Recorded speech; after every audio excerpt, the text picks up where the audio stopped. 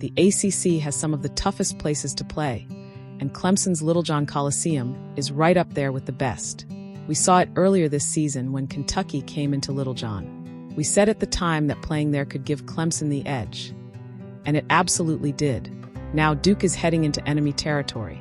The Blue Devils are on fire lately, but Clemson? They have a serious chip on their shoulder. First off, let's talk about Clemson's biggest weapon, head coach Brad Brownell. Brownell isn't just a great coach. He's one of the best developers of talent in the game. Clemson doesn't always land the five-star recruits, but Brownell knows how to find overlooked guys and turn them into stars. Just look at the talent he's developed. Heavy checkmark P.J. Hall. Heavy checkmark Hunter Tyson. Heavy checkmark Amir Sims. Heavy checkmark Chase Hunter. And this year, he's got a squad of experienced, battle-tested players. Jaden Zachary, transfer from Boston College, a rock-solid point guard.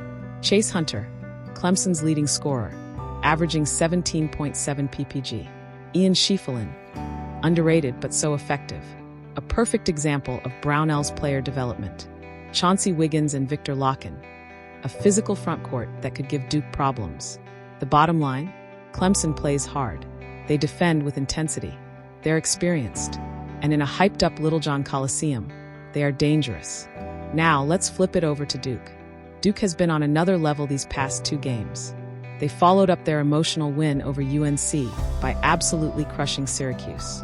Normally, you'd expect a letdown after a rivalry game like that. But Duke? They didn't just show up, they dominated. The biggest difference? Confidence. Rocket Con Newpol is stepping up. Rocket Tyrese Proctor looks like a leader. Rocket Shaun James, Common Maluak, and Mason Gillis are locked in. Rocket Isaiah Evans is making serious strides. Speaking of Evans, he's from Huntersville, just a couple of hours from Clemson. He's going to have family and friends in the crowd, and that could mean a big night from him. Watch out for that. And of course, there's Cooper Flagg. His stat line wasn't huge against Syracuse, but his passing? Next level. It feels like Duke is really figuring things out offensively. But here's something else to consider. Clemson remembers what happened last year at Cameron.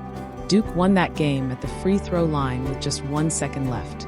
Clemson head coach Brad Brownell was furious, calling it yet another tough break for his team at Duke's place. You better believe the Tigers haven't forgotten.